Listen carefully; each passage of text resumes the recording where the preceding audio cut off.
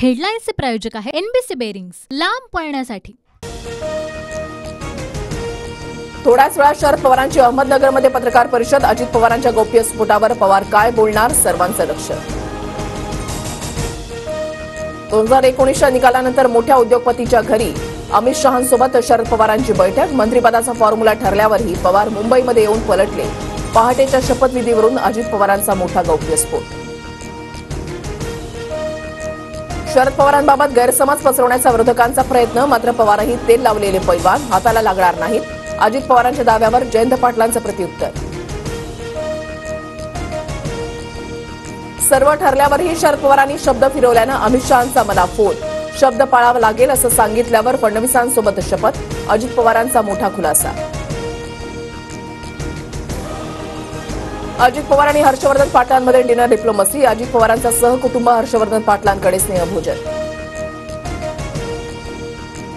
उत्तम जानकरांच्या पदाधिकाऱ्यांसोबतच्या बैठकीमध्ये धैर्यशील मोहितेंना पाठिंबा। भाजप नको, तुतारी पाहिजे, कार्यकर्त्यांकडून घोषणाबाजी।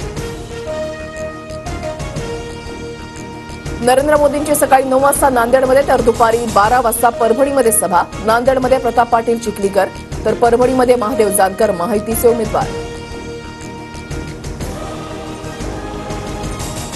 सुनेत्रा पवार आज प्रचाराचा नारळ फोडणार। काठेवाडीमधल्या कन्हेरी मारुतीचं दर्शन घेऊन प्रचाराला सुरुवात करणार। राजश्री पाटलांच्या प्रचारार्थ आज एकनाथ शिंदेंची वाशिममध्ये सभा तर नवनीत राणांच्या प्रचारार्थ फडणवीस दर्यापूरमध्ये सभा घेणार।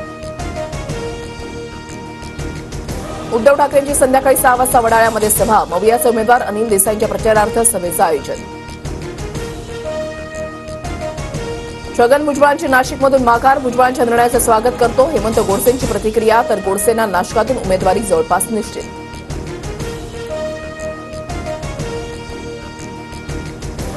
छत्रपती संभाजीनगरमधून संदीपान भुमरेंची उमेदवारी जवळपास निश्चित। 25 एप्रिलला सीएम शिंदेंच्या उपस्थितीमध्ये उमेदवारी अर्ज भरणार।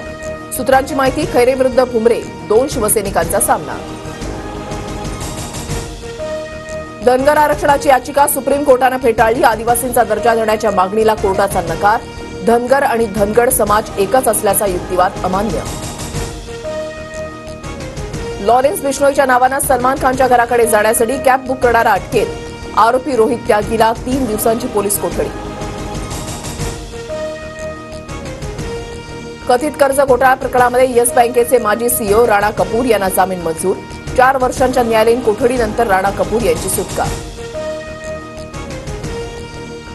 मंगळवार आणि बुधवारी गोरेगाव पूर्वमधील पाणीपुरवठा बंद। गोरेगावमधील रहिवाशांनी पाणी जपून वापरण्याचं आवाहन। नाशिकच्या इगतपुरीला पाणीपुरवठा करणारा सांडवा आटला। इगतपुरीमधल्या पाणीपुरवठ्यामध्ये 25% कपातीचा निर्णय। पोलिसांची मदत घेऊन अनधिकृत फेरीवाल्यांवर धडक कारवाई करा। मुंबई महापालिकेला हायकोर्टाचे आदेश। तापमान वाढल्यानं मुंबईकरांचं आरोग्य बिघडलं। नागरिकांनी योग्य काळजी घेण्याचा आरोग्य यंत्रणेकडून सल्ला। आचारसंहिता संपल्यानंतर म्हाडाच्या लॉटरीचा मुहूर्त जून किंवा जुलैमध्ये जाहिरात निघणार। गोरेगाव, विक्रोळी आणि पवईतील 1000 घरांचा समावेश। केएल राहुल आणि डी कॉकच्या अर्धशतकी खेळीनं लखनौचा चेन्नईवर विजय। लखनौकडून 8 गडी राखत चेन्नईवर मात। केएल राहुल ठरला सामनावीर।